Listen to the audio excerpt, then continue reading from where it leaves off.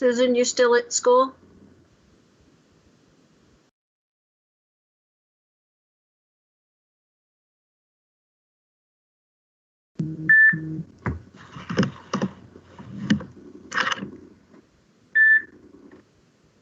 Susan, you still at school?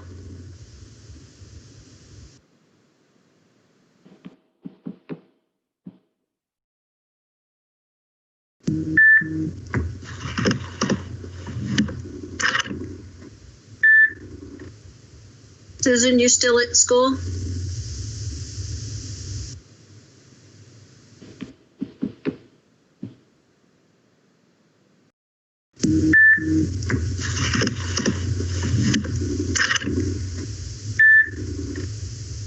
Susan, you still at school?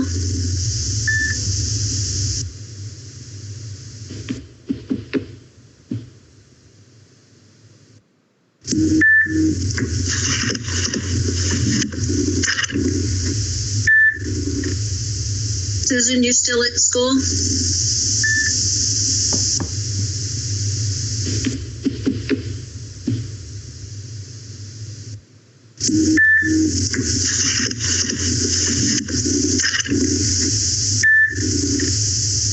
Susan, you still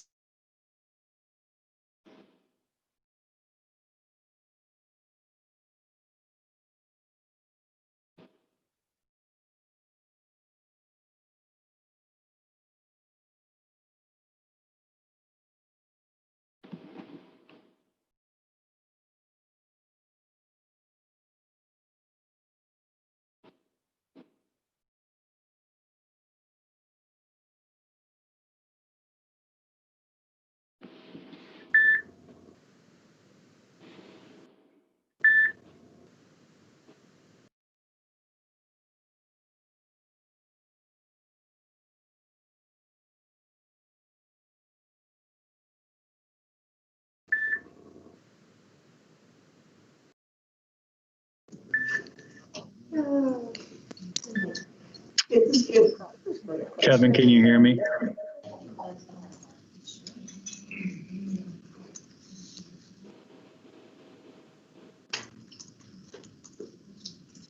So for it to not bound back, do we need to have our computers, the sound off? And then unmute if we're talking? We definitely need to be muted. Because if we get that feedback. Any feedback will be, it's just pictures up here. Okay. No. I mean, I'm saying for our individual computers, does the sound need to be off? And then, As you speak, you're going to have to unmute. yes. As you speak. Okay. For everybody.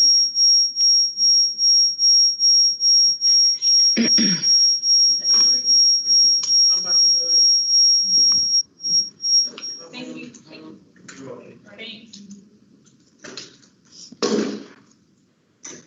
But if we do sound off, or if people are talking from virtually, we won't be able to hear them.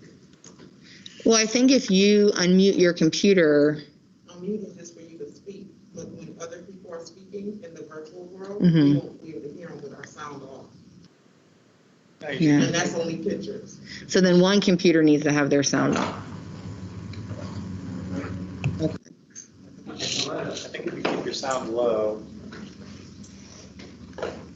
and then make sure you're muted. Gotcha. Okay. Work our way through. Get practice with. So those that are here, this is the attendance sheet. So I have a new attendance sheet this year, so what you would do is just put present by your name, okay? Okay. Okay. And don't pass the pen. I hope everybody has the Mhm. pen. Four. And it's 2 sheets. Okay. Wilfredo.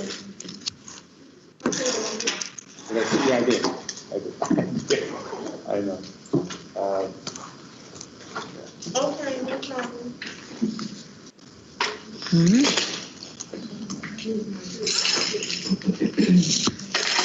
I'd be like, poor Wilfredo.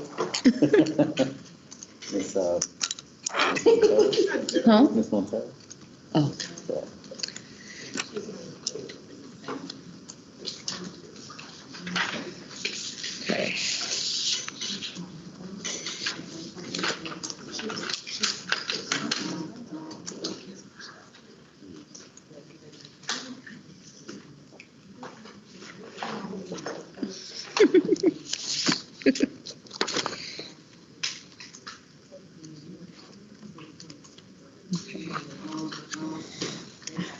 We haven't started, Kevin, relax.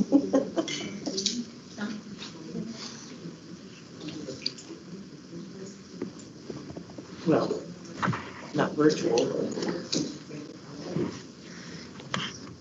Okay. So we're going to start with the pre-planning MOU first. And just to let everybody know, we are live streaming this on YouTube.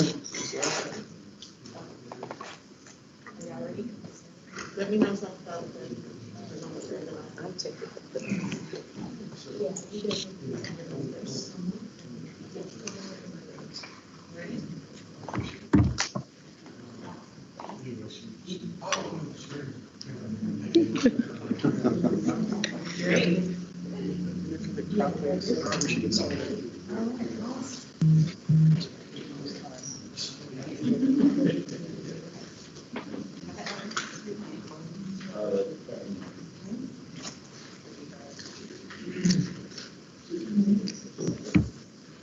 All right, so we're gonna start with pre-planning.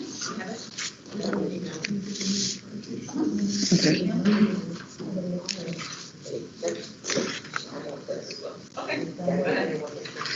All right, so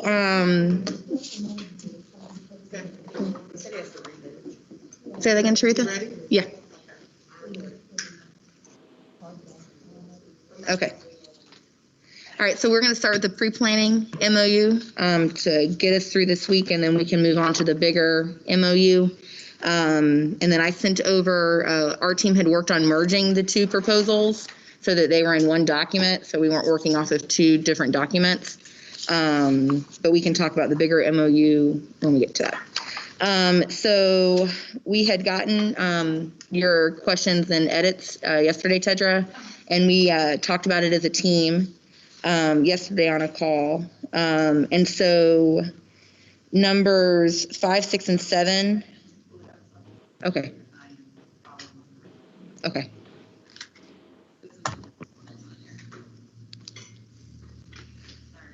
You're good.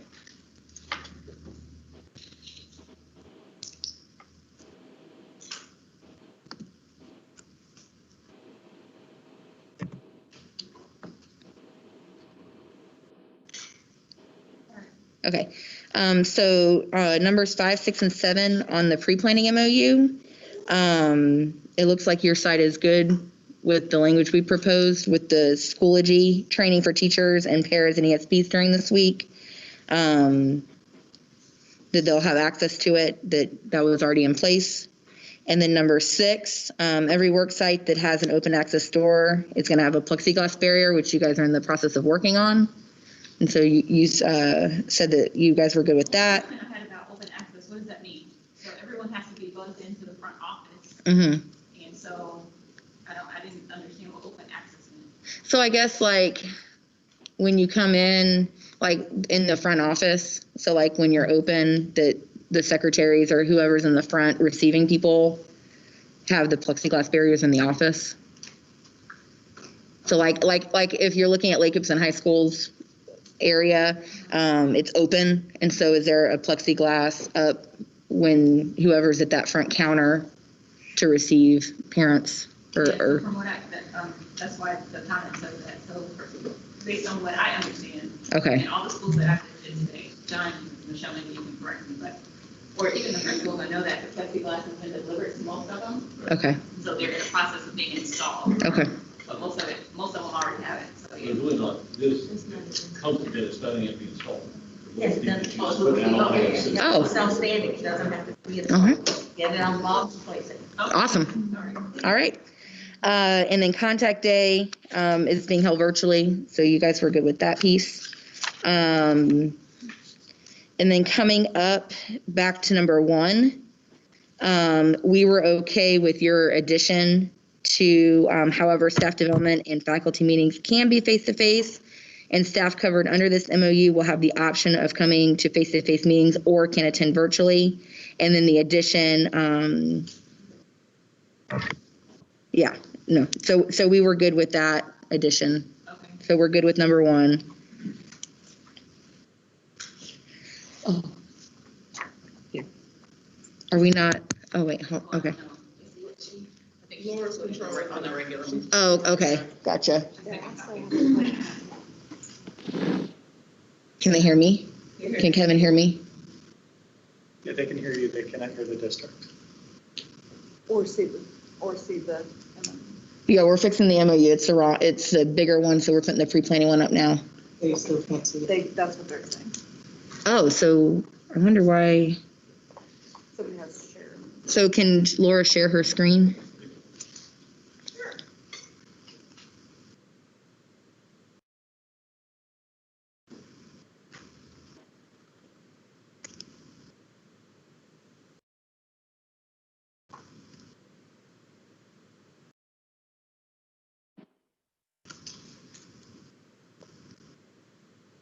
No, I really don't know what I'm doing here.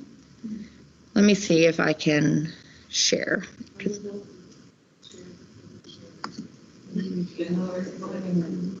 Here, let me see. Let me see if I can share it. Oh, here. You got it? Can you see it now? Mm-hmm. Yeah, okay. Okay, all right. So I have it shared on my screen now. And they couldn't hear the district, you said? Yeah, they said we couldn't hear Tedra. Okay, okay. Okay. Yeah. So I was saying with number 6, 5, 6, and 7. so with number, thank you. With number 6, I was asking, what does open door access mean? But essentially, we're already doing this. And so a number of the principals said they already have the plexiglass. And all we have to do is install it. Just take it out of the box and put it up. So it's already been done. Okay.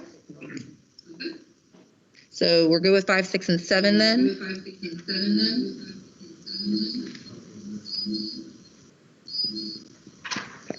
So moving back up to number 1. You could turn volume down in here, possibly something. I'll mute it. Well, that's the speaker though, and you can be catching of your voice So, with 2 different controls. okay. Well, the reverberating stopped. Kind of. The I don't know. screen I have my computer volume or the. It's up here.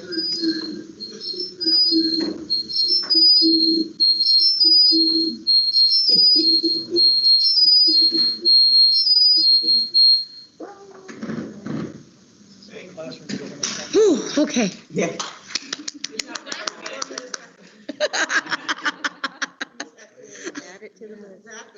I felt like the Grinch.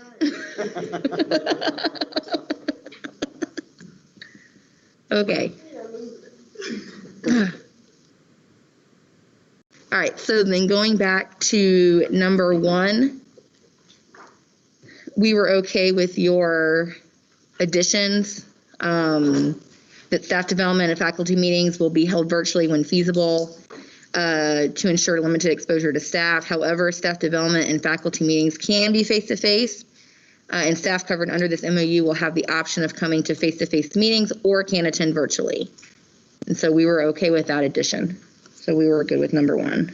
Is that the merged one or the? This is the pre-planning. Yeah. Okay. And so we had a question about number 2. So Susan had found yesterday where Florida had put out 50, but CDC was still saying 10. So when you had changed that staff not allowed in groups of more than, we had 10, and you had changed it to 50 in number 2, we found in the CDC that CDC still said 10, but we did find a document from Florida that said 50. So we were wondering where 50, so were you looking at the Florida? I was looking at the Florida one, but I think to really coordinate with number 1, so that's the other thing. holding staff development meetings, a lot of our staff, especially at the high school level, they're much more than, let's say, 50. And so if you have 65 people who tend to do the e-learning, can you all hear me? Can everybody hear me? Okay. If you have 65 and 15 are doing e-learning, and let's say all 50 show up, then I didn't want it to be a violation of this MOU. So that's why I said 50. They can't hear her virtually. Can they hear me? Yes. Is your mic on mute? I'm not even playing. That's why.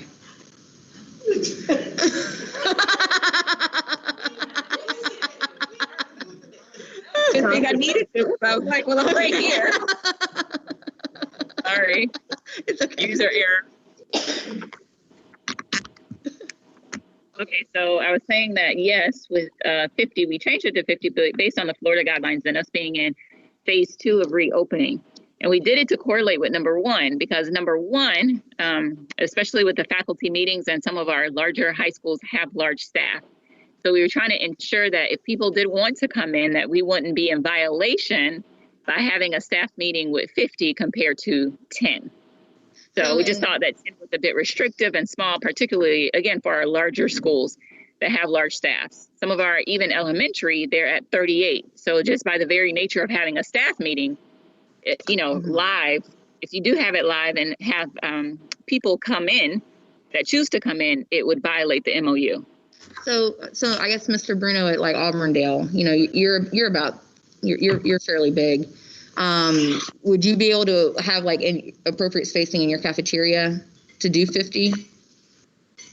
Yeah, I mean, this morning we probably had 45 staff members in there. We put them one to a table, and some of the tables had 2, but they're all facing the same direction.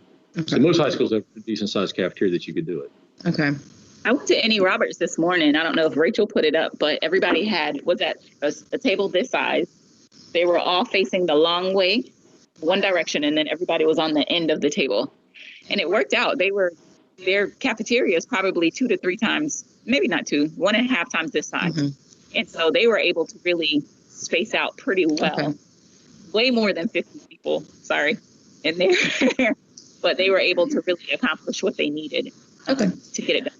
All right, well then should we just change it to the Florida Phase 2 guidelines? I think maybe, yes. Yeah, let's do that. Well, do you want to do not necessarily phase 2, because phase 3 is full open, if I'm not mistaken. So I just found that under the phase 2 guidelines. I'm okay with that. Okay. Does anybody else have any questions, issues? I think 50 just covers you. We're okay. We're okay with that. We were just maybe if people were looking at this and they saw CDC was still 10 to reference the Florida phase 2 might bring more clarity. Florida phase 2. After members, current CDC, where CDC is. Okay. So that's Florida phase 2 guidelines. The official. Okay. So cross CDC and add in Florida phase 2 guidelines. Okay. You see it? All right. I haven't gotten it yet. That's fine. I can do it later. Okay. So going on to number 3. The last part of number 2. Sorry, go ahead. Are you okay with that?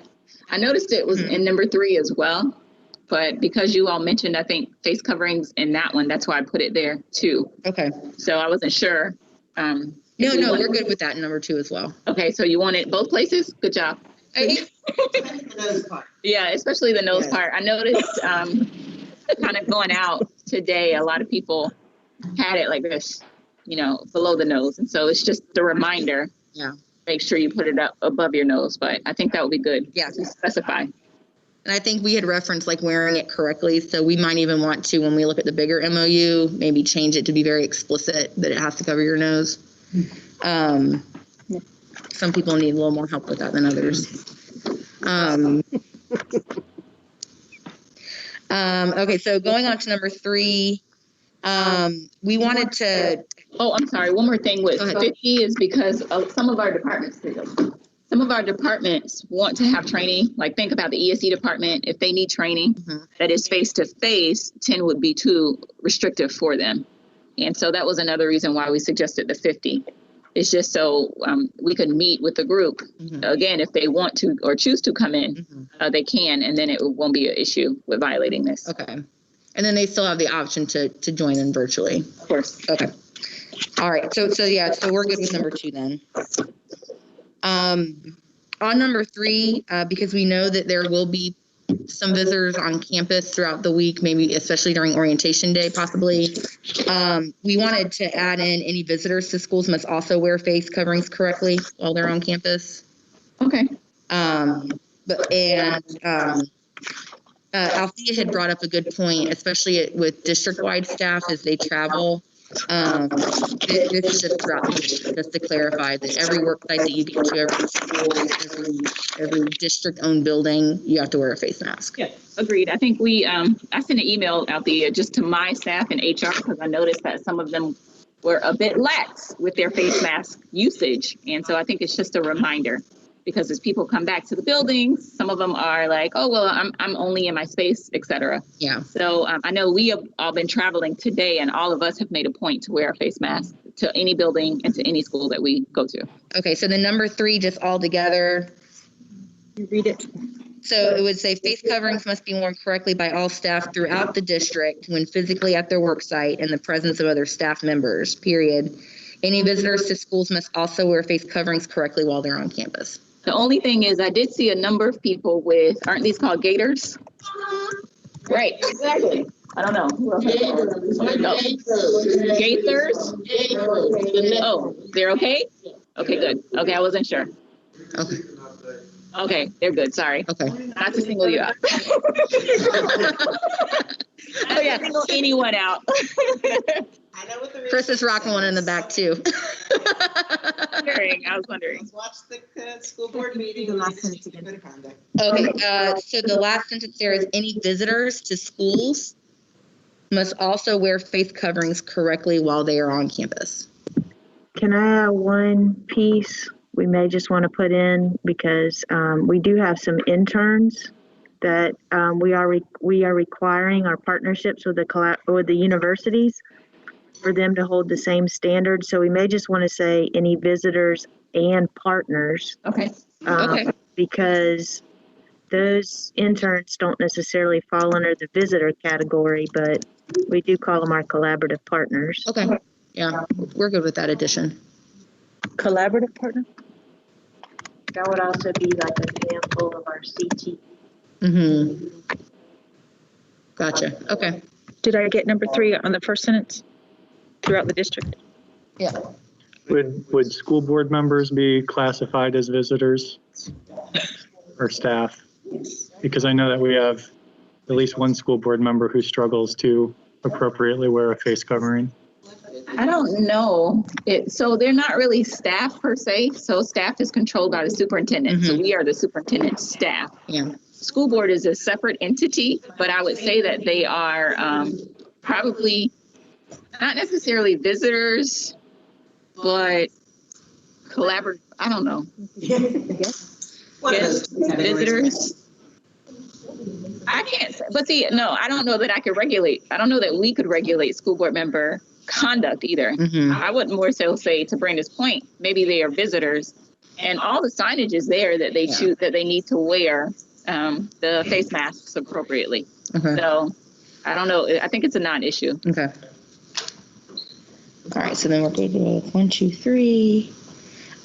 So number 4, I know we had put in place as one of the verbal assurances that Ms. Bird and I had talked about on Thursday, that if they've requested a remote work site, or sorry, a remote work assignment, and they have 100% virtual schedule, that they would work from home during pre-planning week because they'd be working from home during the school year if they have 100% virtual. So we were kind of confused because I know in an earlier meeting, you guys were wanting to use classrooms that were empty to help socially distance and maybe split classes if they were too big. but then it also said in the comment that all teachers needed to come and set up their room. But how would that work?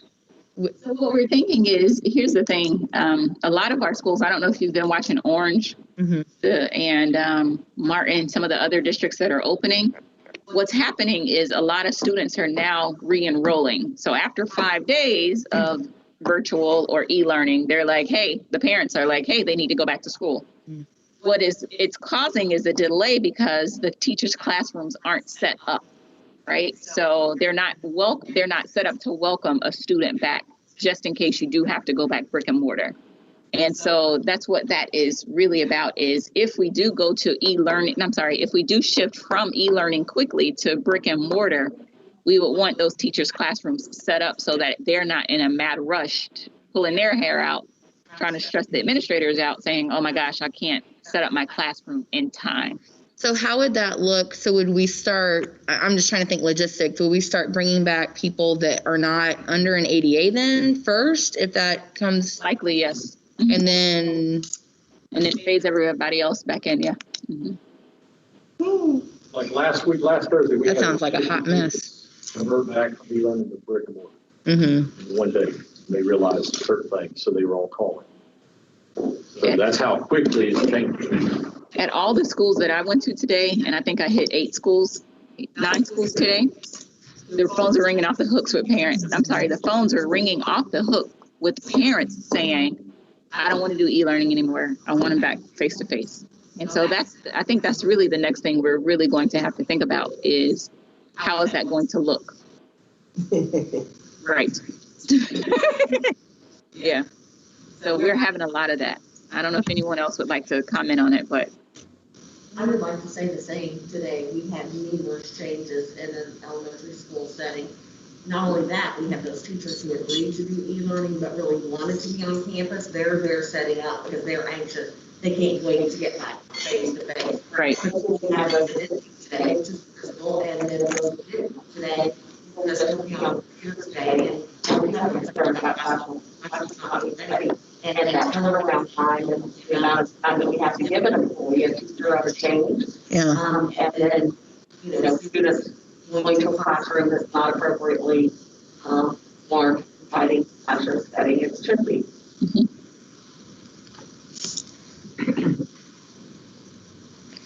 So then I guess we've changed then to where we're not really going to be splitting classrooms and just. We don't have the staff.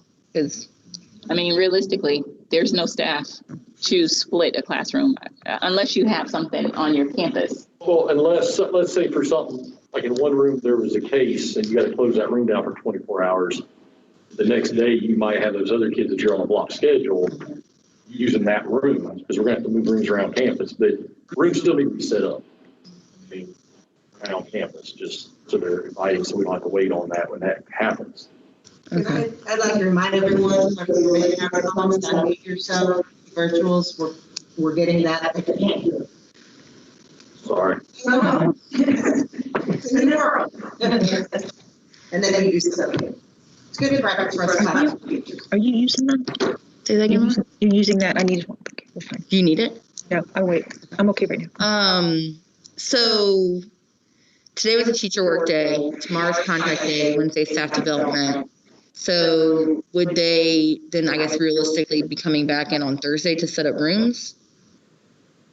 If we're thinking, but then that's orientation day too.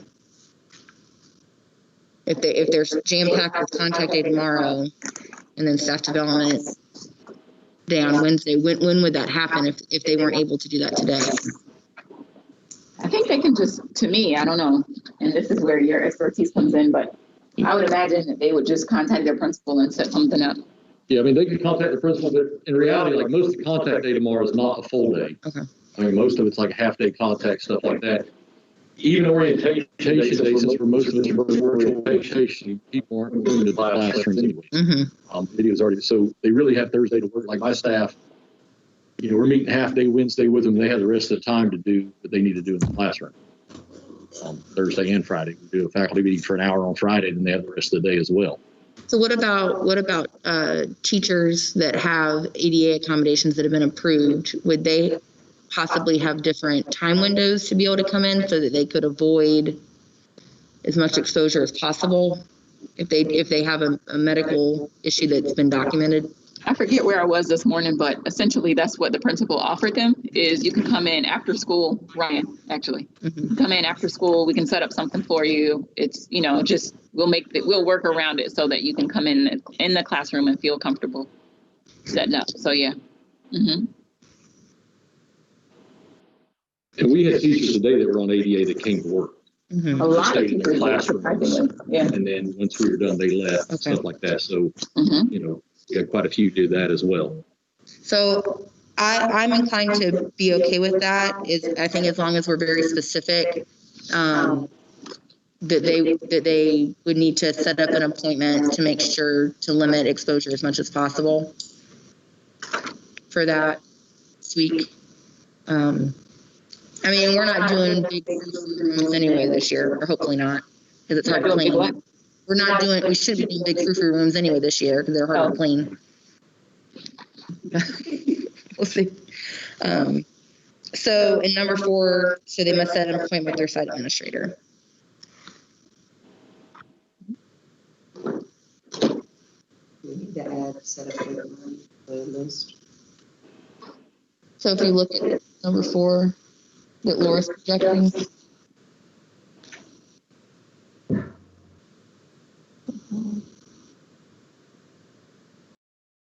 So yeah, we will need to add that in. Where? So number 4 at the end. Like the teacher technology. Yeah, teachers.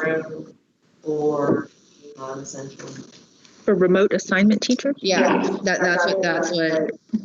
So something along the line of teachers may be called in to set up a classroom. Is that what she has? So if remote assignment staff need to collect materials, pick up technology, or move non-essential furniture from their work site, you may want to set up classrooms. If remote assignment staff need to set up classrooms, collect materials,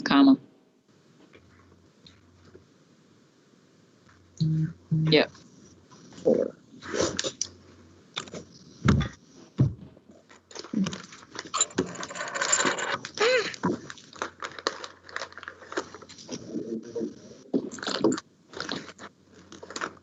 They may. Yeah, I think May. That's a collaborative process with the principals. Yeah, they really need to set up their rooms. They need the support and assistance of the principal. That's when they contact. Otherwise, they come in. Well, so then it might be where, Ty, if you have, 15 or 20, would you contact them? They need you to set up a room. This is why, let's work out a time where you can do that. Right, and most of ours are already set exposure. up, so we only have a couple that have it. And as we can contact them and ask them or to email them and have them set up a time with us. So then should we specify then that principals need to contact 100% virtual to set up a time if that's what they're wanting? Y'all want to do that? Do you have time? They may not know if that's what you need, if that's what you A need. lot of the ADA, they need to come on campus, they literally come into their room, they don't go anywhere else, they go to their room, they do what they have to do, and they leave, and that's perfectly fine, and that's kind of in the conversations I think we've all had with them, come in, do what you need to do, and then you can go, but you have to come set it up. So was that expectation set out today in faculty meetings then? So if I'm an ADA person at home, do I know that I need to do this? Most people call them. We've had those conversations with them already. It's just, they came in today and ready to go. So we're good. We've already Well, had what if that I'm not a collaborative stellar principal like you guys are in this room? We know we have them and they don't communicate. I'll send out a communication to principals that they can forward. That's it. Can we be CC'd? I'm just saying, we want to make sure that people aren't caught. I guess that's what I'm getting at. What I'll do is I'll send out the MOU. I'll send out the MOU and then ask that they have some communication. Okay. And then go from there. Okay. All right. Could we change virtual to campus e-school? It's a little confusing with PBS. Yes, yes. Good job, Laura. There's too many virtuals out there. All right. CC and Stephanie on that information. Maybe CC then on that. Capital S, information. Yes. e-school. Can you forward that to me when you send that out? Certainly. All right, so we are hammered out 1 through 7. All right, so number 8.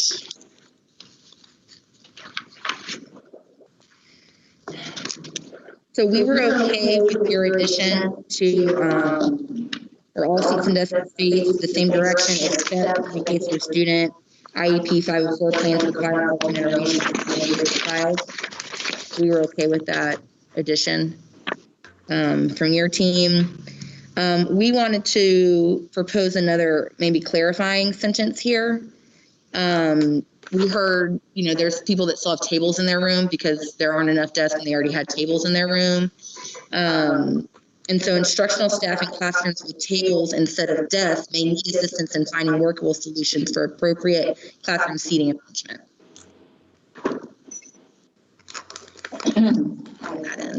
Can I ask you a question? How big of an issue is this? And let me tell you why.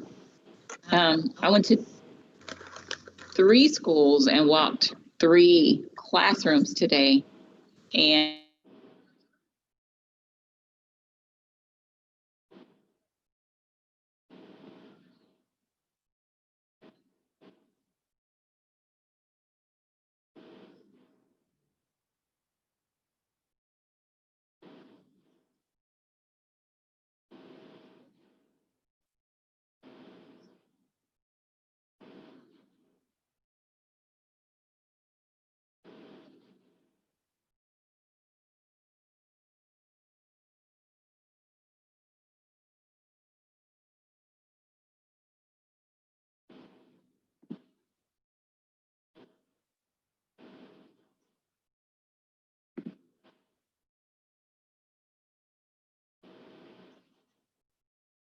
you put in an MOU for them. So are you talking about the facing forward piece? Just, I guess the whole Just thing. in general. Yeah, in general. They understand what it is to be safe, right? Mm-hmm. They know I'm not going to unnecessarily expose myself to Laura, not that you're coughing, but to Laura coughing on me, right? Mm-hmm. I'm sorry, I shouldn't have said your name. I never coughed. Okay, good. And so I just want us to, I want to caution us to say that we may be creating issues rather than allowing them to find their own solutions. Yeah, we'll have like one-offs, right? Where maybe they may need specific guidance, but I think as long as, I guess my point is they So know. then do we want to strike that whole sentence then? No, let's take that idea right there. Uh-huh. We know that plexiglass is hard to find, so let's just combine those two. Facing forward unless a physical barrier is in place to allow for social distancing to the greatest extent possible. I like that. I think that's your philosophy is configuring the classroom to allow for social distancing. Yeah. That way, if they come up with another innovative idea, they're still able to utilize it. If you get too restricted, then only have a couple. So what do you think about what Susan had just said? Kind of broadens it up a little bit, but still. I like what Susan just said, and I think if we look at just the first sentence, classrooms, learning spaces, and other rooms will be arranged to maximize space, create barriers between students, and increase social distancing. Kind of encompass most of that thought, but you eliminate some of the things that could be restricted. Like we had a conversation last week about some of the larger octagon tables. Mm-hmm. You can't really face the same direction, Yeah. and I think you just need to be careful. Well, that was some of the feedback that we had gotten, so we were trying to come up with a solution to that because we know that people have gone out and purchased some of their own barriers because we know plexiglass is a precious commodity right now. So we were trying to think of a solution to that, but I like the way Susan had worded that because I think that will help us It's still broad, but it gives them control and flexibility. So do we need that sentence then, the highlighted one? All, start it all. So in some of these more difficult situations with octagon tables and you've got multiple kids sitting at a table, and the solution is plexiglass, but it's more difficult to find, is it the expectation that teachers will be providing these safety goods for the classroom? The schools that I visited today, and that's my only point of context, and that's why they're here, but the majority of the principals had already purchased the physical barriers for the classrooms, or they were purchased by PTA or some other fund that the teacher did not have to purchase them. Okay, so we're not expecting teachers to go in their own pockets to find plexiglass solutions so kids can sit at tables. I never thought that was the expectation. I never understood it to be the expectation. And I think even beyond plexiglass, like science boards, many times and teachers will put together like file folders that are taped together, like you do your testing barrier. Those would still be in many cases acceptable. So I think those types of things that create the barrier, you know, without it being plexiglass or definitely a more economical or readily available option. And I know that one school did a fundraiser on GoFundMe to buy the plexiglass for all of their students and all of their classes. Could whoever controls the screen move it up so 8 can be seen by the virtuals? No, that's Stephanie. Oh wait, am I controlling it? I thought, oh, hold on. I thought Laura was controlling it. Yeah. Okay, I got you. Laura's up there. Yeah. I'm projecting through Teams right now. Exactly. Okay, I completely understand. I thought Laura had taken over Teams and I wasn't even worried about it. Okay, all right, there we go. I'm on up to speed now. So Mike, this is Mary Ann. If you want her to, she can. I just didn't know how to do it on her Here, computer. then I'll stop sharing so that you can control it on Teams too, Laura. So that, let's do that. So this is Mary Ann. Principals, our principals from PTAs that have done that, they're making sure it's something that can be wiped down or sanitized, or they're not potentially bringing in material that's not good. Is there any monitoring of our schools that are bringing in their own physical barriers? Not from, not that I'm aware of. So that's my concern, is if we're using inappropriate material that cannot be appropriately sanitized. Okay. Well, I think that's some of we're having a discussion with them. This was an elementary group of principals last week. Then he said, that's like if I have my own personalized file folder that I've decorated with my name, what have you, that's a little different than if it's plexiglass that I wipe down in between every transit. So then I guess we would take out what Laura has highlighted then, if we're adding in that underlined piece. Yeah, I mean, I'm okay with that. I just want people to be fully aware that while it's great that some PTAs and PTOs have done GoFundMes, we know that we are in a district that not every school has an active PTA or PTO.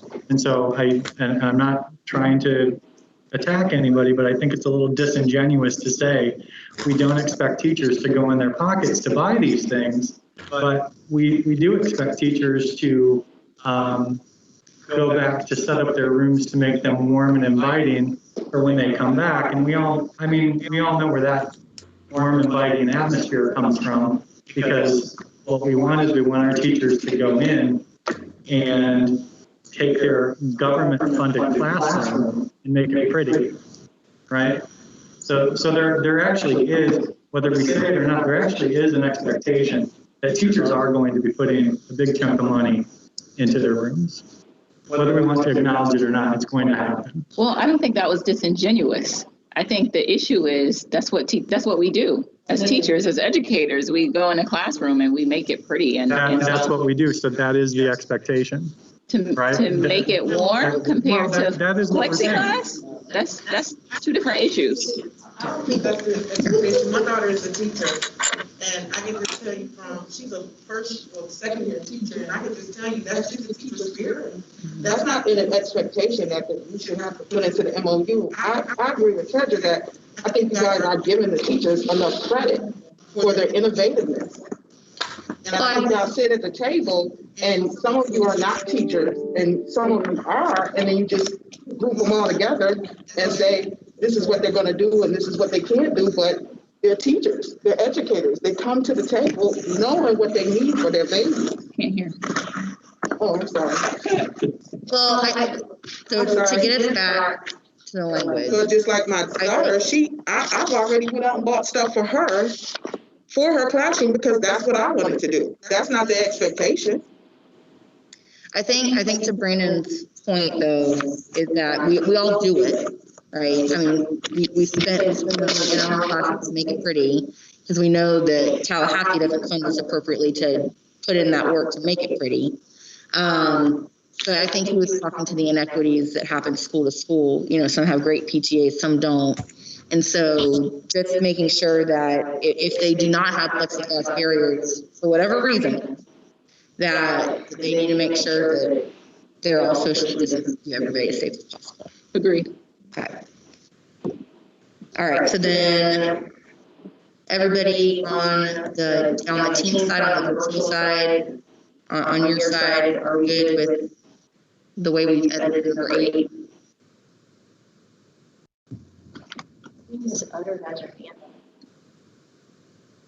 Lauren, did you have your hand up? Yes, I do. Okay. I think it's wonderful that there are some schools that have done that, but I agree with Brandon. To expect teachers to go out and buy their own plexiglass, and I know some have already done it, is just not what we should be doing, and we don't want teachers to think that they're expected to. Well, I don't think here, let me turn that down again. So I think to reiterate here, the expectation is not that it should be coming out of their pocket. Correct. That those will be provided, you know, as needed, school by school. But if they can't be, for whatever reason, the seating is flexible to where you're as far apart as the room allows. Okay. So then I'm going to check number 8 off. Okay. We put blended learning in this model because we know that schools are setting this up now and that we needed to have some parameters in place with blended learning. During this week, while people, teachers, staff, preparing for their classes. And so the stipend that we came up with wasn't random. We were looking at our stipend list and we had looked at grade share possibilities. And so that's kind of where we got the 671 from, or the 761, sorry. So we were looking to see what was best as far as maybe duties are concerned. We were trying to be conservative while still giving compensation because this is going to be more work. I mean, we've gotten calls today that, especially at high schools, I have a teacher that has 3 accounting classes in one class and all 3 are set up to be blended learning. So that's possible to do in one class period, 3 different courses and all 3 are blended learning. And so we need some parameters in place here for blended learning. Tell me what you think blended learning is. So teaching face-to-face children and e-school children at the same time in the same class period. That like we're virtual, like we have people piped in now. Yes. So tell me how that's different. At the same time. So explain to me how that's different, or what would require, what would provide a teacher a stipend, or why would a teacher be provided a stipend? So someone listening and then extra, someone being in face-to-face. It's extra work. How so? To plan for face-to-face and virtual. You're going to have, unless the kids in the classroom are going to have the same technology that the eSchool learners have, so that they're planning everything on Schoology. But we know that that's probably not a reality because we're not a one-to-one district. And I don't think we're going to be a one-to-one district anytime soon. So to have the technology in the classroom to where if I'm teaching a learn model, if I'm planning everything on Schoology and it's all virtual, and then the face-to-face learner is accessing the same content at the same time that the eSchool learners are, then that necessarily would be one district. It would be, a regular amount of work. But if I'm right now in a face-to-face classroom and none of them have technology in front of them, and all my eSchool learners have technology, I have to have certain things uploaded into Schoology that may not, depending on course load, reflect what my face-to-face learners can access at that time. And so it is preparing for two different preps for the same subject in one class. And then when you add in at the high school level, your business academies or other things, like they already put into 1 or 2 or 3 sections extra into one class period. So an accounting class might have accounting 1 and 2 in the same class period, regularly. And so that teacher is now being told, and I'm just using this as an example, there's more examples, but that teacher is being told that they have accounting 1, 2, 3 in the same class period, and all 3 of those sections are blended learning. So you essentially have 6 different groups of children all at the same time in the 50-minute class period. No, I don't know how that happens. I don't know how you get anything taught to any one section if you're paying attention to 3 separate sections virtually and in face-to-face at the same time.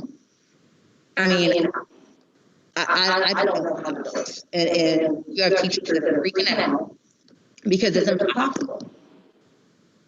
It's impossible. It's already hard enough for one section when learning face-to-face eSchool. But in our high school, we're starting to stack. And I think we need to come to the realization that this isn't a regular year. We might not be able to offer every single thing that we have offered in the past to not work teachers into the ground. And so we thought that should have stuck.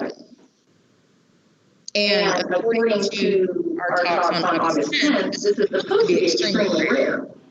So we have about 5,000 classroom teachers. We heard a number that was around 300 across the district that we were thinking about this. And so if it is exceedingly rare, it is extra work, we should pay them compensation.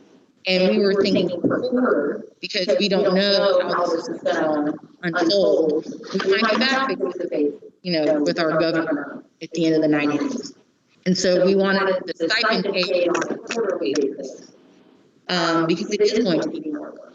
And we were pretty conservative with the estimation there.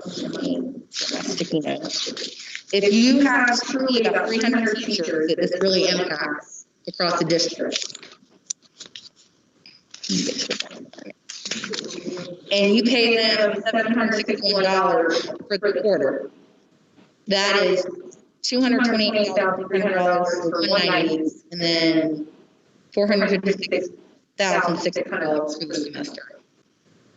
And then even if you bump it down, obviously it goes down, but that's really not a lot when you're looking at asking people to essentially double the plan for a class period.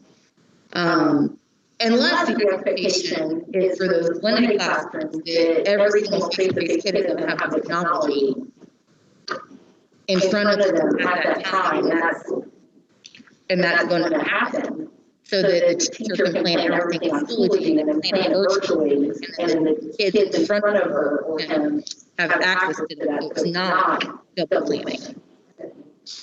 Yes. The audience can't hear. We're having audio issues. There's getting some feedback. They're thinking maybe some of us in here are not on mute who aren't talking, and maybe that's causing feedback with the system. So really, if we could try to be unmuted if we're talking. but they really didn't hear that whole thing. Okay. Well, I'm not muted, so I'm not sure. So that's where we were coming from with the stipend. I mean, it is going to be extra work. And I think we need some parameters based on the feedback we've gotten today from particularly high schools. It needs to be restricted to where you have one section at a time that's blended learning if we're going to go this route. You can't have 3 sections in one class period or 2 sections in one class period doing this. Because that's craziness. So let me ask you a question. Right now, we're looking at the face-to-face teacher that has e-learning students typed in, Mm-hmm. right? And they have, let's say, 10 teachers or 10 students in front of them. So what happens when, and we know it's going to happen at some point, when that teacher is quarantined, and then they have to go and teach e-learning? Are you still saying that the e-learning teacher that now is being broadcast will then also receive the stipend? Well, I think that they're still only doing one. It's not a blended learning. It would be, because then it would be, because maybe they're the only ones that's quarantined, and maybe their 10 students are still there. And let's say they still have 15 students that are e-learning. Well, but you're talking about a blended, it was already blended to begin with. And so if the teacher becomes quarantined, it's still the same work. Let's take the blended out in the first place. Let's just say they were straight brick and mortar. They only had one section of, and everybody is now face-to-face. So teacher gets quarantined, some of the students get quarantined, or some of the students are quarantined. Now what happens? I got to pay that teacher for blended learning because they're technically blended. They're piped in. They have e-students that's piped in.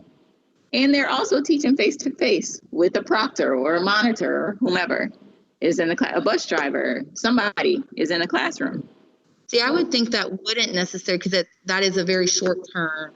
They'd be quarantined and they're going back, right? I'm talking that they're scheduled like this from the get-go. And this is the expectation long term, essentially. At least for 9 weeks, possibly a semester, maybe even longer. And so the quarantine issue should, if they are truly a face-to-face teacher, they're teaching face-to-face kids, if they're quarantined or part of the class quarantine, that is a short-term almost emergency light. And then once they're over quarantine, they would move back and into their face-to-face. I think we're really talking about you're scheduling this now up front. This is expected to be a long-term situation for them.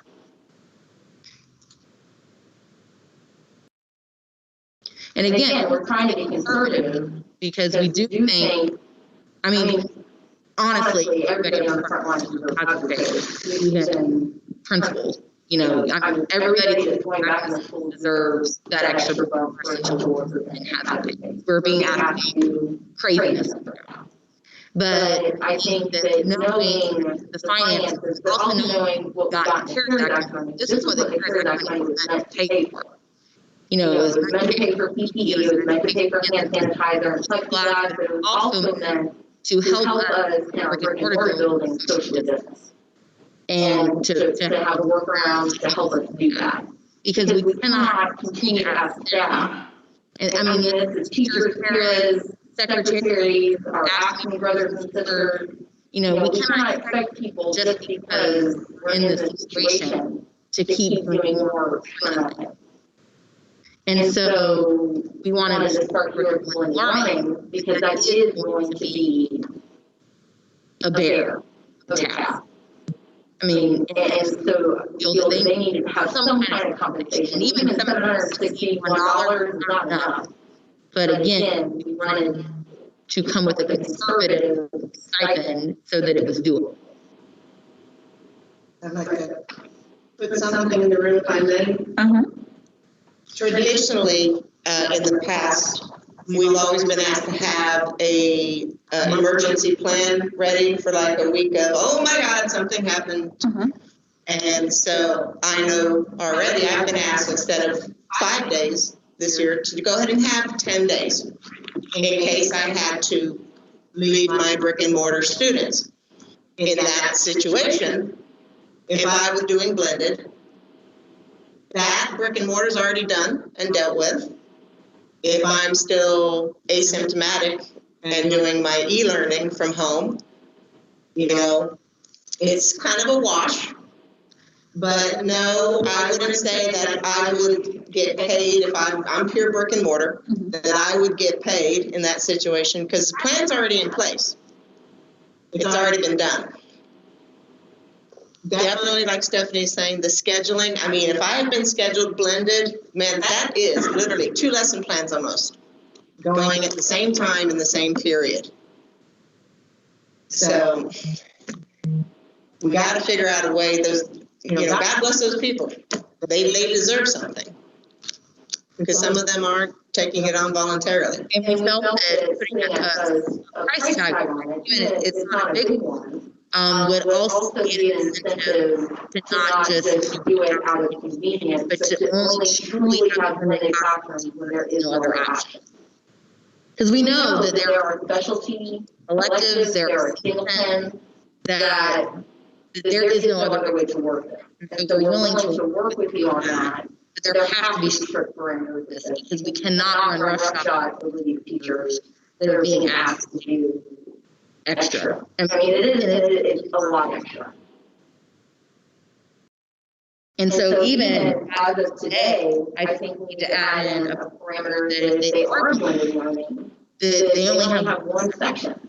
So if I'm teaching Spanish 1 blended, I don't have Spanish 2 in there also. It's strictly Spanish 1, either face-to-face or whatever. They're not having stacking multiple sections in one class, because that's going to become impossible.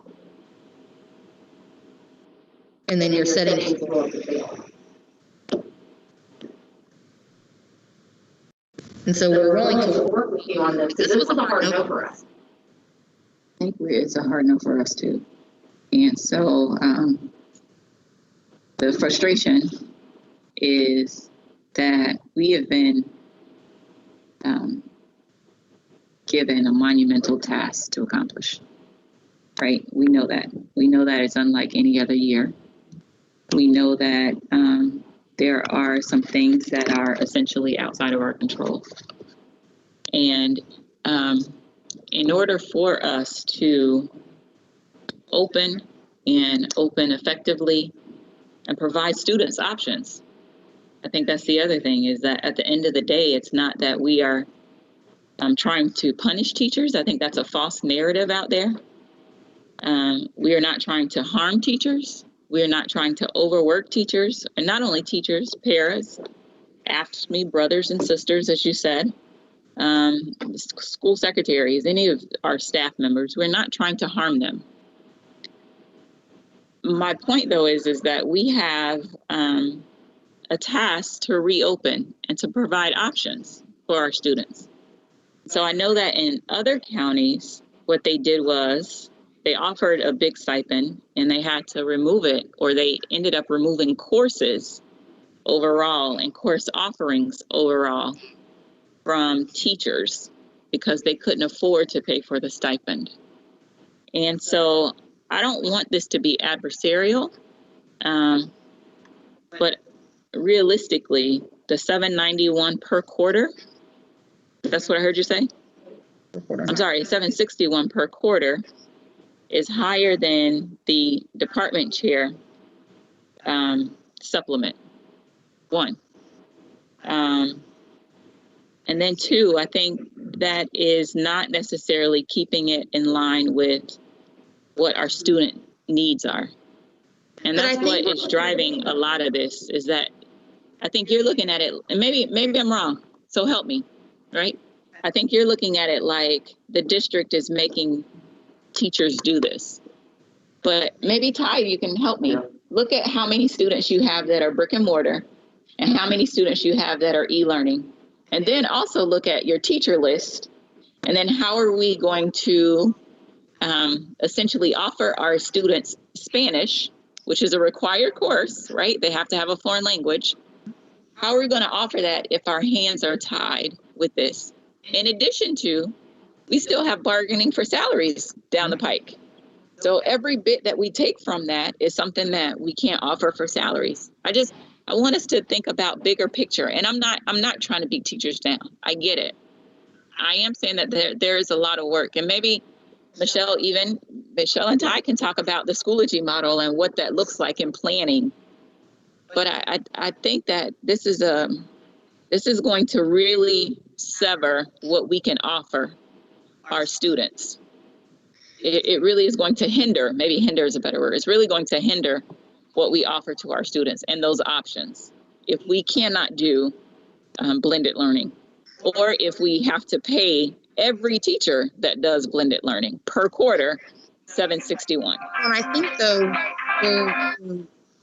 because again, I'm going to say the blending learning model was a complete hard pass for us. But we are willing to talk to you about parameters to make it more palatable for us. To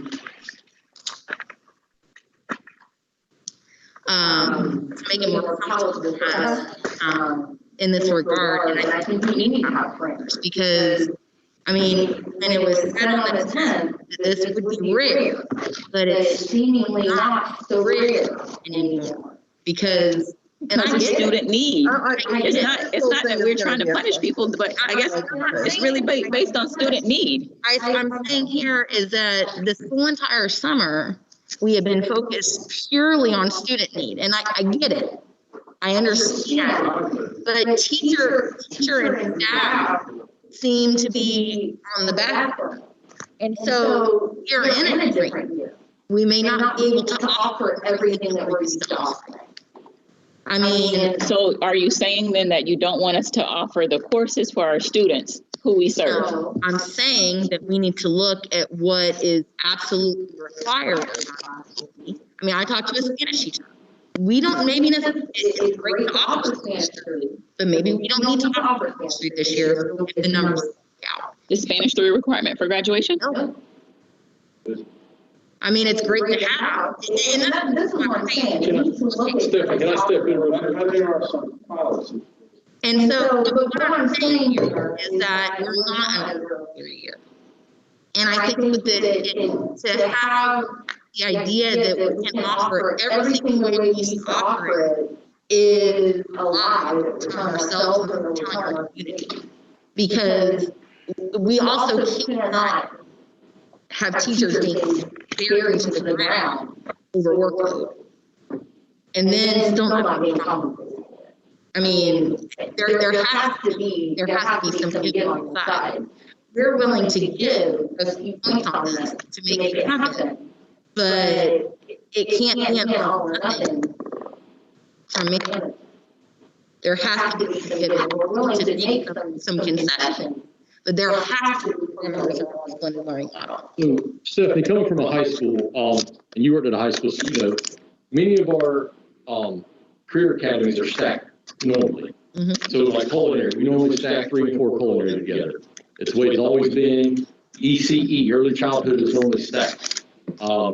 Even Spanish 3 and sometimes AP Spanish is stacked. Just that the teachers want the kids in those classrooms and are willing to do it because those are program completers, kids. Mm-hmm. It's very difficult to tell a student and a parent that, hey, you spent 3 years now in my culinary class, but I can't have a culinary 4 this year. You also have kids who are here on transfers for career academies. Mm-hmm. They have to be in the career academy that they chose. So it's not like we can just cut the level 1s out. We at Auburndale have already limited some seats just based on it, already have eliminated some level 1 kids not to start this year. You know, Spanish 1 is only, you know, if you're a junior and you want to take Spanish, you're in. The freshmen and sophomores will wait until we have room because we have time to finish them. But you're going to really detriment his scholarships, their graduation. You have the AP capstone, we're getting you know, the AP research kids. If they can't take that course, they don't get that designation on their diploma. That's a huge designation on these students' diplomas. Well, and that's why we're willing to talk with you guys You know, about it. we have to come up with something with some of the students, and most of our classes that are blended, yeah, we do have some regular core classes that are blended right now, just due to the fact, but it's going to change. Our classes are changing daily with the amount of kids that keep coming back to on campus. So, like I said earlier, we had over 50. I mean, today it was another 20. Hey, I want to change it. Keep getting Facebook messages on our school account. I want to change back to brick and mortar. It's going to happen. So those classes, I mean, I even look up to Monday morning, I was still changing classes, just trying to get kids scheduled and get them in there. We really, right now, we don't necessarily know what we have of trying to build the master schedule because we got kids keep opting out and opting in and changing their minds. It's hard to schedule. And my APC is, I mean, I feel sorry for my APC because she's doing everything she can do to try to do 2 master schedules at one time and keep kids be able to graduate with what they need. But we're going to shut programs down if we can't offer it in a high school. And that's sad for a student. And that's why we're willing to give a little on this, but we need you guys to come off your hard line too. And so, I mean, we threw out 761. We were trying to look at something that would be equitable. And I mean, if there is a compensation on your side, we would counter with that. But you know, that's $3,000 a year. It's $3,444 a year. So what's the annual stipend? You said that the annual stipend for chairs. What's the annual stipend for chairs? 761 annually. Mm-hmm. Kevin, come in. Kevin would like to come in. Okay. May I? And so I just took a call from Perone. Why I stepped out. And so what Perone is advising is why not include this in your salary proposal? Because if you're trying to run it as a stipend, or I'm sorry, as a supplement, it should be in your salary proposal more so than anything. Well, we were more addressing it here because it's not permanent, right? It's not going to be a permanent stipend. We're not going to continue blended learning. This is an emergency situation. This is pandemic pedagogy at its finest. And so this would only be for when you're having to do face-to-face and e-school. This would not be a continuation where we're back in brick and mortar. We would not be doing blended learning anymore. We would be back brick and mortar, back to normal once hopefully we get back maybe at the semester. And so we were looking at this as a short-term deal until we're back into everybody back into brick and mortar. And so this would not, we feel, be appropriate in the salary proposal because we're not asking for a stipend or a supplement to be added to the supplement list. Well, as of right now, I can't agree to the 761. And so, so you Perone can't is out of town. About what you recommend otherwise? That's what bargaining we are unsure, number one, of what all of the numbers would be.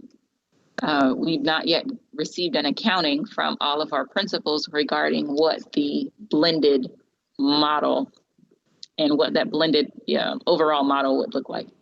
So I can't say that 761 is something that we can agree to at all as of right now. I think we need more information, and we also need to be, again, very thoughtful about what we're doing. I think $3,000 per teacher is a lot. I think that's why Manatee decided not to offer the courses. And so that may be what happens if we have to pay something over and above. And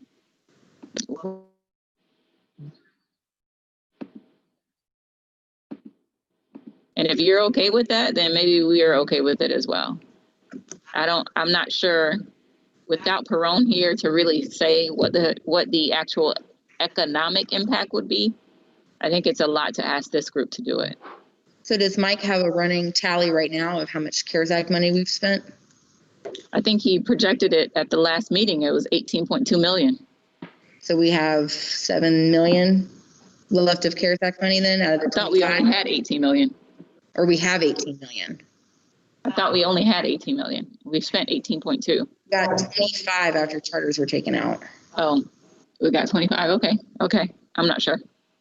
Yeah, I was wrong about that. I really thought we only had 18, so I apologize about it. But I know that we've spent at least 18.2 million. So we have 7 million left. And I mean, that's what CARES Act money was for. CARES Act money was not, and I understand what Mike's trying to do with planning for a rainy day. But CARES Act money was specifically given to the federal government to do stuff like this. Well, I think okay. Can I ask a question? Just to make sure I understand. The concept of a stipend, you reject it, or you accept the concept of a stipend, you need Mike to be here to sort of figure out the number. Both. You're clarifying, like you reject the concept of a stipend? Yes. Okay, all right, so then Mike being here is useful. No, if Mike said, Tedra, we can afford it, then it will be okay. Oh, so you're not rejecting the concept of a stipend, you need Mike here to run the numbers. First, I'm rejecting the concept of a stipend. Full stop. Sorry? Full stop. Period. Right? Second, if Mike were here, because Mike's saying that this belongs in a salary proposal, because it would be $3,000 additional salary annually per teacher. And so his point is this is a part of salary. It doesn't necessarily belong in the pre-planning MOU. And so it's just like if you were, if they said, okay, you're since we have department chairs, if you're an English department chair teacher, then that department chair then would get the annual stipend, whatever that is, at the end of the year, or at the end of the year. And so this would be the same thing. That's what Mike is saying. So yes, we are, but as of right now, I can't agree to any number without Mr. Perrone here. To this number. I can't agree to any number. Right, so I want to get it back to this number. So for this particular memo, if I'm hearing it correctly, you're rejecting the concept of a stipend. I don't believe, yes. Mm-hmm. Yes. So they can talk other parameters, and then my team's asked for caucus, a short caucus after, but I do want to get on the parameters before we caucus. Okay. So if we just set the stipend or supplement aside. Okay. And we talk about some of the other parameters with blended learning. We want to, especially after talking to several high school teachers today, even before coming here, that are slated to have 2 or 3 sections at one time in one class period, all 2 or 3 of those sections of blended learning, we need to address that piece. Hold on for 1 second. You didn't address one of the comments on here. It says many of these classes are AP classes and dual enrollment classes. AP classes and teachers are the AP teachers. Thus, PEA is limiting the amount of the stipend they get if we don't have blended learning, and many of them won't get their, I guess, AP stipend, their bonus money. So what happens in AP classes is the pass, I know. Right, the pass rate. So I just want you to be aware of that. Well, again, that's why we're wanting to work with you on blended learning, but we need some parameters set out with this before we're okay with signing off on this. And so stipend aside for right now, supplement aside. So the last sentence also talks about teachers will choose from a mix of live stream lessons, recorded lessons, and both synchronous and asynchronous discussions. So this gives us some flexibility that they shouldn't be live streaming necessarily the entire time. Even though we heard that one today as well, that they should have a live stream on 6:45. And so that we need some clarifications there, because that's being said. And so this last sentence in number 9, gives the teachers that are going to have to do learning some flexibility in presentation. So everything in that last sentence is exactly what I said in every single regional principal meeting. That is not the expectation that it's a talking head for 55-minute class or a 120-minute ELA block. We have said this that there will be times where it's a whole group live lesson. Best practice would be to record that for not only, if you're, let's say you're in a blended section, your e-school students that may not be able to log on, or your face-to-face students that may be absent for any reason. Or maybe I just didn't get it the first time, but I need to hear it again. There's lots of reasons for that. And then the synchronous and asynchronous discussions, as well as time that you might be completing a task. And then maybe the teacher's checking in with small groups of students or individual students through appointments. I agree with that last sentence wholeheartedly, and that is what has been, I think, the principals in the room. Probably we have all but one session covered in this room, as what I have said the entire time. So then can we add in there the continuous live streaming is not the expectation for a blended learning model? I believe you get a lot. I would prefer to frame the sentence from a best practice as opposed to just it's not expected. Like, I would rather it say something along the lines of, just as in a face-to-face classroom, the ebb and flow of instruction should go from whole group, small group, individual feedback. I'd rather it be worded like that instead of almost like a negative connotation of should not happen.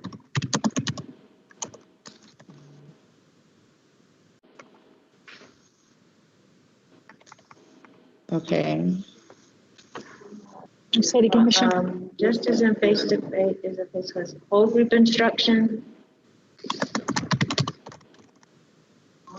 Checks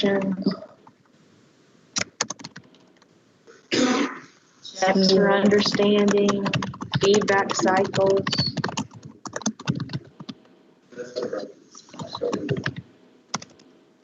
And so I think in that, and I'm good with, and I was trying to capture as much of that as I could, so.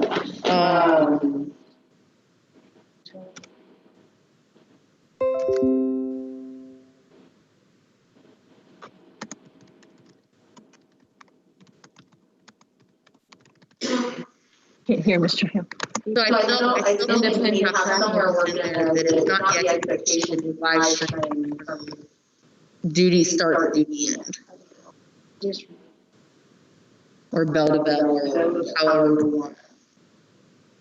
To account for independent practice in the group, the ebb and flow. I'm just trying to capture what Michelle said, and I was looking at me.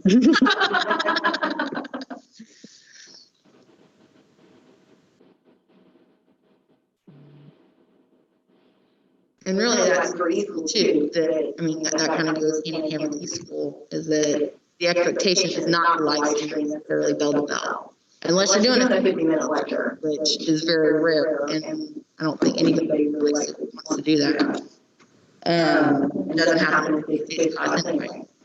Because that would alleviate a lot of people right now if that were explicitly in there about live streaming. And if that's not the expectation, Should occur. oh, I can look at it on my phone.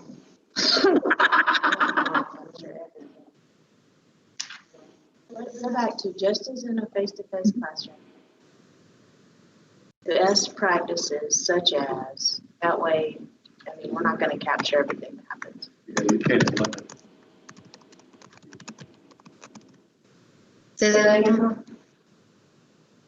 We don't want to limit or restrict our teachers. No, and that's giving them flexibility. And so I know one of the candidates that I heard today was, at least their understanding was that they would have to be live streamed from contract start to contract end. And nothing that Michelle had said, about this or even e-school, or we had talked about through the summer, had said that was the expectation.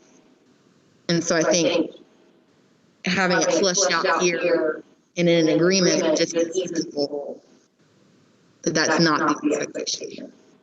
What we say is an independent practice should occur in segments of a class rather than an entire block of instruction. do you account for the different time blocks in elementary versus a period? Yeah. I mean, that's fine, but why not just that, again, just one quick little sentence? The expectation of live streaming from bell to bell is not what was intended or is intended.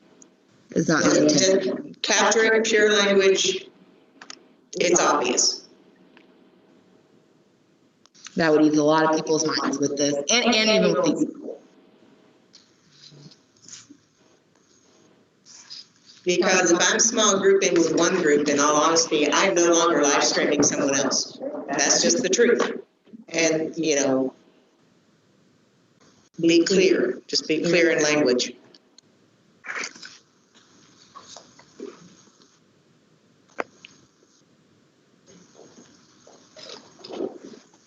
Do you want to, because you said that's for e-learning as well? Well, I mean, essentially, blended learning is a component of these. Right. I guess my question is, do you want to separate it out and just say 9.1? That's fine. We can separate it out instead of it being a big paragraph. Yeah.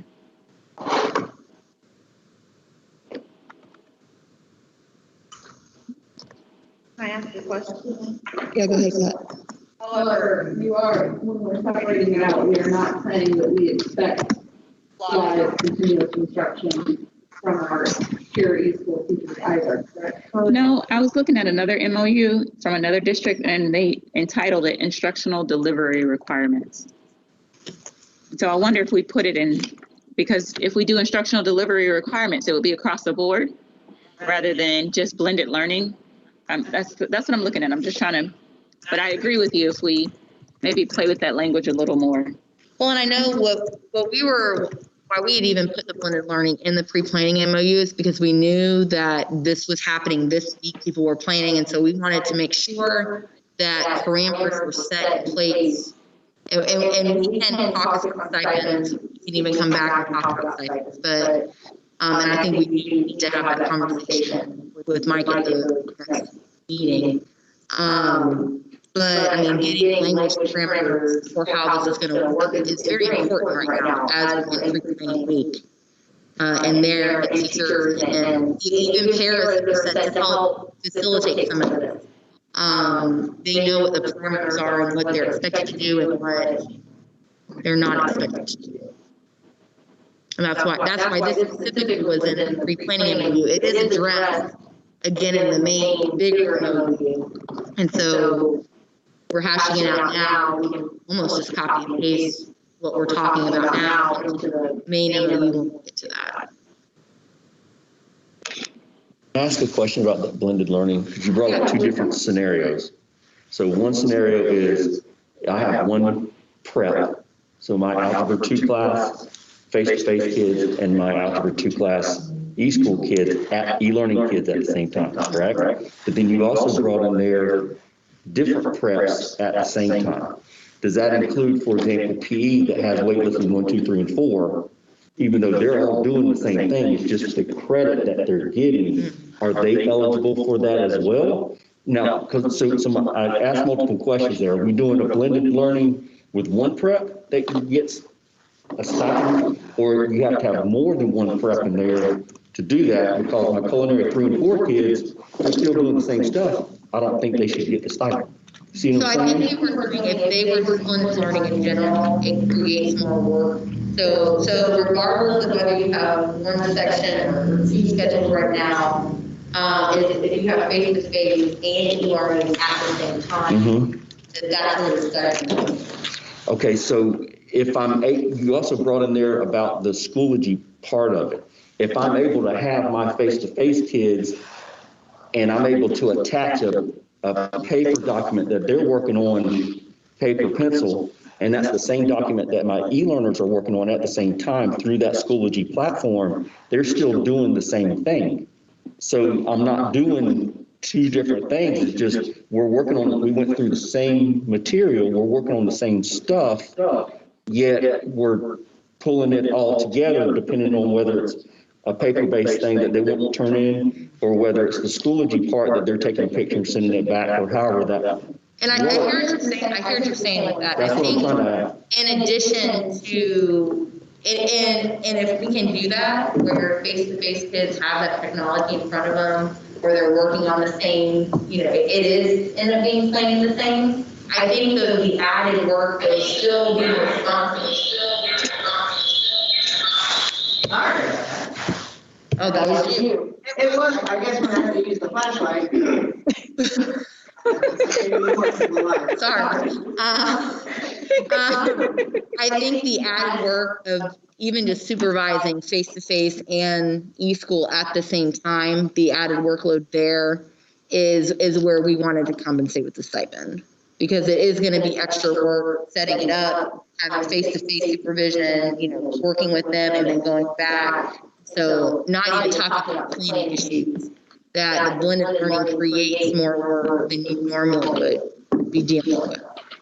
And so that's where we want to compensate. What are your other assurances that you needed for blended learning or for the instructional delivery model requirement? So we had also said in number 10, under blended learning, that no evaluations or observations would be documented in Journey with blended learning model classrooms. And so we were under the impression that this would be rare, that a teacher would have a full schedule of blended learning, that they would have either the pure e-school or the pure face-to-face model, to where the administrator could then come in and look at their pure section of face-to-face and e-schools for formal observations and journaling. And that blended learning would be off the table because it's going to be so different. That was our reason behind it. Is that we didn't think with Michelle saying in last meeting bargaining on the 10th that it should be exceedingly rare. We were thinking that a teacher would not have a full class load of all 6, like in the secondary, all 6 preps of blended learning, or their whole block in elementary blended learning. So that's why we said that and put that out to you guys. What if a teacher does fall into that category? Then there would be no choice. And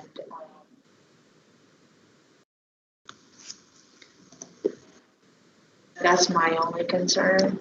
And I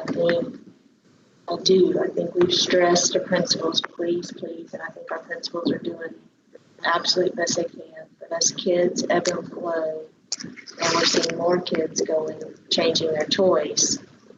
And one of the areas that I have a little hesitation about this is in our access points teachers' classrooms. At the time when we last spoke, I did not think at that point in time, based on the information I had, that it was as pervasive with some of our ESE students and teachers. And so one of the things that I'm seeing happening is especially where we might have ESE vacancies as well, those schools are really having to use their more experienced teachers to take care of, let's say, an access points unit where that's the only teacher in the school. And 60% of the kids are coming, the other 40% in that class are staying home.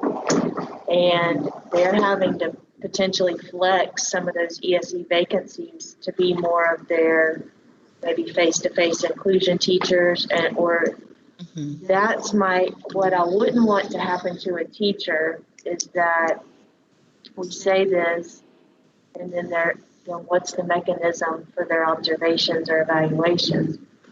And I do think that maybe for the first 9 weeks, we are going to run into some of those situations. Or if a teacher, let's say at the beginning of the month, maybe they have 5 periods of face-to-face and you know, they're coming in and kids are changing, and I don't know, I would at least let it give them that option. But if they had to, you know, maybe it's a discussion, you know, maybe if I'm teaching for Melody and I'm in that situation and I end up with all these blended courses. I go to her and say, Melody, I know I'm only doing blended. I would be much more comfortable if you came into my blended math time as opposed to my blended ELA time if I'm an ESC teacher. I don't know. That's my just initial kind of thought process and around that is that I think based on this ever-changing situation, we are going to have teachers especially ESC teachers. So should we have, so maybe we have a disclaimer, I'm using that for a lack of a better word, that if they're only teaching, then maybe they put some priority after they get to know their kids, they can talk with their admin and give some maybe preferred classes. We just have all these different initiatives that I know that we just work really hard with, like Jason Carroll, to make sure administrators get these alerts. Right. So like you can't do an observation within 5, like that's going to be a scheduling nightmare. They'll get that alert. What if I get the alert? And a lot of our high schools and middle schools are doing block schedule rotating days. What if I get that alert? Now it's my day to do an observation, but it's your blended learning day. Or, because I know that's another thing, like my husband's administration was trying to get his blended classes on one day and his pure classes on another. I mean, I don't know. That's just how it plays out can sometimes be very different than what we might have intended. My president can't see me and I'm not on Teams right now, so someone can repeat what I'm going to suggest. Change will to should. Add in Stephanie's piece that says teachers will communicate with their principals or they can agree to a, you see where I'm headed? I'm not in the words. All right, that's your question. Could that be a compromise? That we somehow have that piece of that communication with the principal if they're potentially. If they have a strict, 6. What if instead of just saying no, if we just led the sentence off in that way? Teachers in a predominantly blended learning model classroom.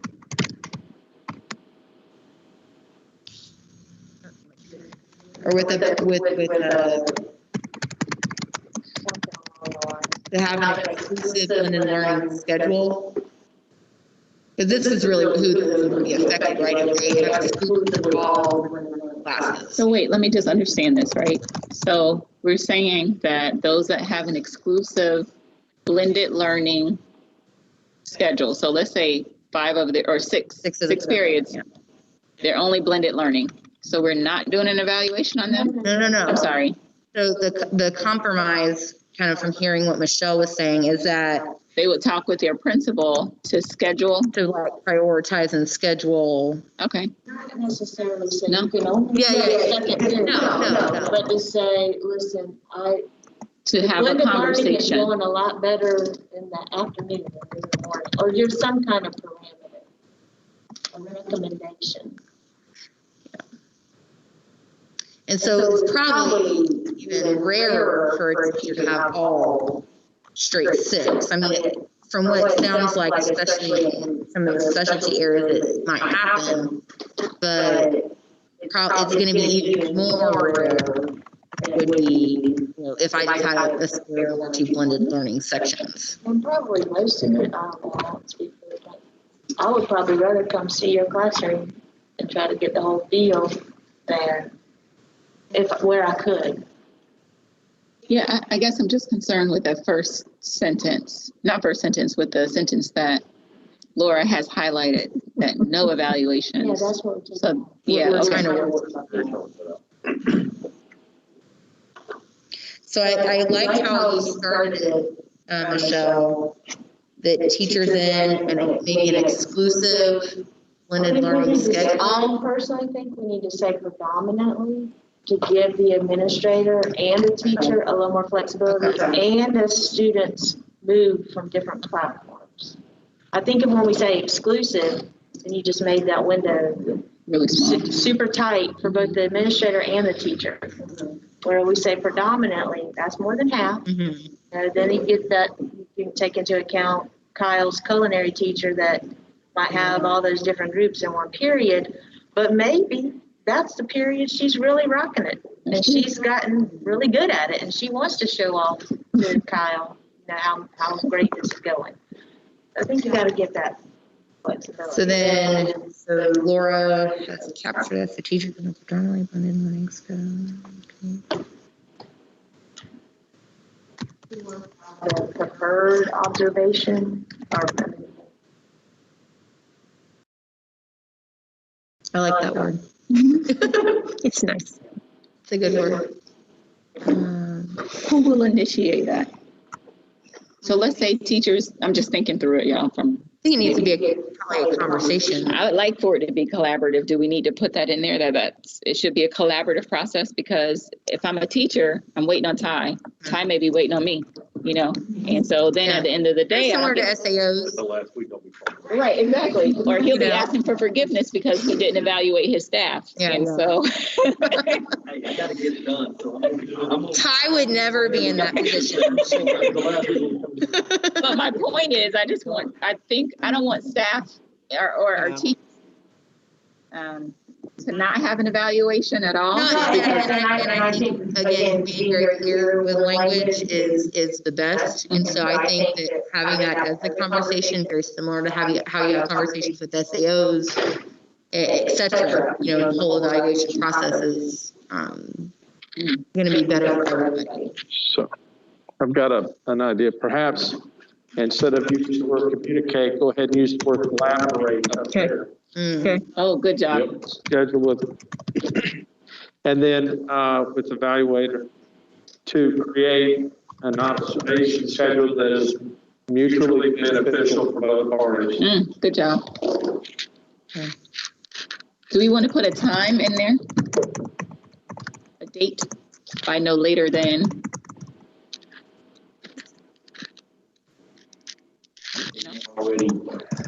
Is that already stated? Don't we already have an evaluation timeline? We do. We have the evaluation timeline, so we're going to follow then that timeline.